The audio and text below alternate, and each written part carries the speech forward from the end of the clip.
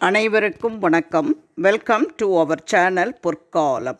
நாளை புதன்கிழமை 28/2/2024 மாசி 16ஆம் தேதி, மாசி மாதத்தின் சங்கடஹர சதுர்த்தி.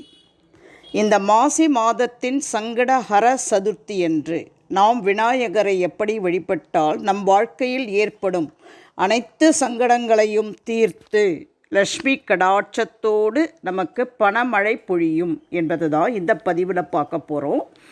வாங்க நம்ம வீடியோக்குள்ளே போகலாம்.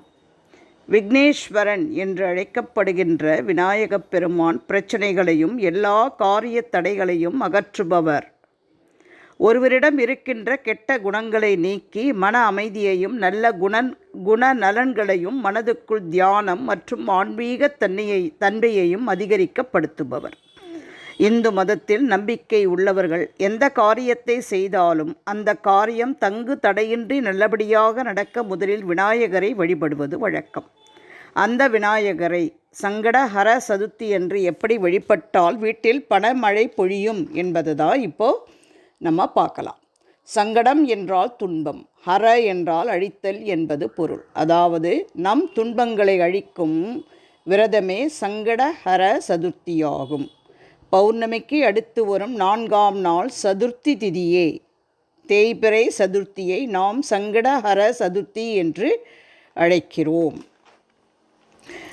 நாளை புதன்கிழமை அன்று பிரம்ம முகூர்த்தத்தில் எழுந்து குளித்து சுத்தமான ஆடைகளை அணிந்து வீட்டில் உள்ள விநாயகர் படத்திற்கு அல்லது விக்கிரகத்திற்கு மஞ்சள் குங்குமம் வைத்து அருகம்புல் சாத்தி ஒரு நெய் அல்லது நல்லெண்ணெய் தீபம் ஏற்றி வைத்து 2 வாழைப்பழம் நிவேதனமாக படைத்து விரதத்தை ஆரம்பிக்க வேண்டும். நாள் முழுவதும் உணவேதும் சாப்பிடாமல் விநாயகர் மந்திரங்களை உச்சரித்து கொண்டே இருப்பது நல்லது.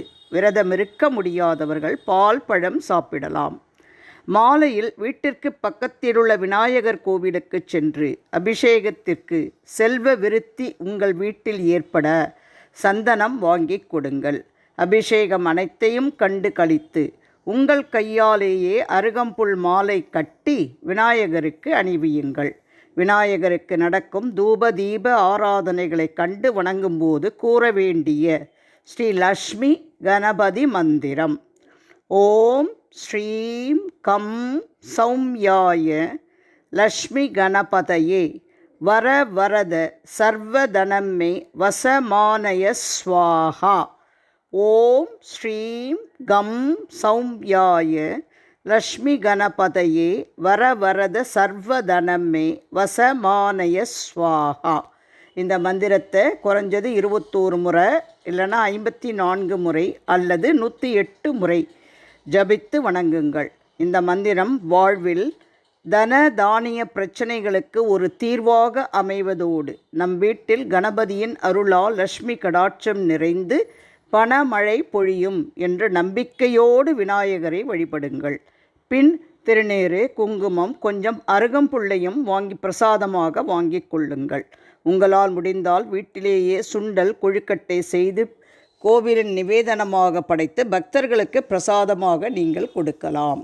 பின் 3 முறை தோப்புக்கரணம் போட்டு ஒரு சூரத் தேங்காய் விட்டால் நம்முடைய பிரச்சனைகள் அனைத்தும் சூரத் தேங்காயை போன்று பொடி பொடியாகி நமது வாழ்க்கை மகிழ்ச்சியாக அமையும். இப்போ நம்ம சூரத் தேங்காய் ஏன் விடுறோம் அப்படின்னு பார்த்தோம்னா, சங்கடகர சதுர்த்தி என்று விநாயகருக்கு முன் தோப்புக்கரணம் போட்டு தலையில் குட்டிக் கொள்வார்கள். இது சதுர்த்தி விரதத்தினுடைய சதுர்த்தி வழிபாட்டினுடைய வழக்கம். தோற்பி கரணம் என்ற சொல்லுதான் தோப்புக்கரணம் என்று அழைக்கப்படுகிறது. தோற்பி என்றால் கைகளில் என்று பொருள். கர்ணம் என்றால் காது என்று பொருள். கைகளினால் காதை பிடித்து கொள்ளுதல் என்று அர்த்தம். இப்போ நாம் இந்த சமயத்தில் இந்த சங்கடஹர சதுர்த்தி என்று நம்முடைய கணவர்மார்களுக்கு ஆயுள் நீடிக்க தாலியில் இருக்கக்கூடிய மஞ்சள் கயிற்றை மாற்றிக்கொள்வது சுமங்கலி பாக்கியம் கிடைக்கச் செய்யும் என்பது ஐதீகம். இந்த சங்கடஹர சதுர்த்தி என்று மாலையில் 4:30 மணியிலிருந்து 5:30 மணிக்குள் தாலி சரடு மாற்றிக்கணும்னு நினைக்கிறவங்க தாலி சரடை மாற்றிக்கொள்ளலாம். அதுக்கப்புறம் யாரெல்லாம் இந்த பூஜைகளை செய்து வழிபடலாம் அப்படின்னு பார்த்திங்கன்னா, சங்கடஹர சதுர்த்தி தினத்தில் தான் சந்திரனும் செவ்வாயும் விநாயகரை வழிபட்டு சகல நன்மைகளையும் அடைந்தனர். எனவே ஜாதகத்தில் சந்திரன் மற்றும் செவ்வாய் பலம் குன்றி இருப்பவர்கள் கட்டாயம் சங்கடஹர சதுர்த்தி என்று இந்த வழிபாட்டை மேற்கொள்ளுவது மிகவும் சிறப்பான பலன்களை தரும். இப்போது இந்த அருகம்புல்லையும் இந்த விநாயகர் கோயிலிருந்து நம்ம அருகம்புல்லை வாங்கிட்டு வந்து நம்ம வீட்டினுடைய விநாயகருடைய பாதத்தில் வச்சு கொழுக்கட்டையையும் படைத்து தூப தீப ஆராதனைகள் செய்து வணங்கி அந்த கொழுக்கட்டையை சாப்பிட்டு நம்ம விரதத்தை முடிச்சுக்கலாம். நம்ம வீட்டில் வந்து விநாயகரை வணங்கும் பொழுது உங்கள் பண கஷ்டங்கள் தீர்ந்து செல்வ கடாட்சம் ஏற்பட வேண்டும் என்று முழு நம்பிக்கையோடு பிரார்த்தனையை செஞ்சுக்கணும். இப்போ நம்ம சுவாமி பாதத்தில் விநாயகர் பாதத்தில் வச்ச அருகம்புல்லை நல்லா காய வைத்து பொடியாக்கி நம்ம வீட்டில் சாம்பிராணி தூபம் போடும் பொழுது அந்த அருகம்புல்லையும் சேர்த்து வீடு முழுவதும் அந்த புகையை காட்டினால் நம் வீட்டில் உள்ள எதிர்மறை ஆற்றல்கள் எல்லாம் விலகி நேர்மறை ஆற்றல்கள் நிறையும். இப்போ இந்த சங்கடஹர சதுர்த்தி இன்று விரதமிருந்து விநாயகரை வழிபடுவதால் நமக்கு அற்புதமான பலன்கள் கிடைக்கும் என்று பார்த்தோம் இல்லையா? என்னென்ன பலன்கள் கிடைக்கும்? 7.5 சனி, அஷ்டமத்து சனி போன்ற சனியினுடைய பிடியில் சிக்கியவர்களுக்கு நம்ம விநாயகர் வந்து அருள் கொடுப்பார். அப்படி வழிபட்டால் இது மகா சங்கடஹர சதுர்த்தி என்று நாம் வழிபட்டால் செல்வ செழிப்பு மேலோங்கும், தொழில் வளம் பெருகும், மக்கள் பேறு கிட்டும், காரிய வெற்றி, புத்தி கூர்மை ஏற்படும், நல்ல வாய்ப்புகள் வந்து சேரும். விநாயகருக்கு எள் உருண்டையோ நிவேதனமாக வைத்து வழிபட்டோம்னா சனி பகவானுடைய பாதிப்பிலிருந்தும் நாம் விடுபடலாம்.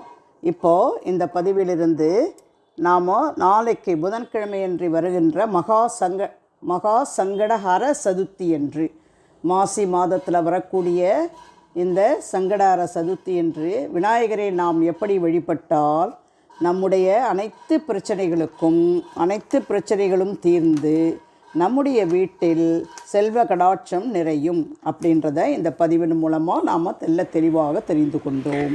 இந்த பதிவு உங்களுக்கு பயனுள்ளதாக இருந்தால் உங்கள் உற்றார் உறவினர் நண்பர்களோடு மறக்காமல் ஷேர் பண்ணுங்கள்.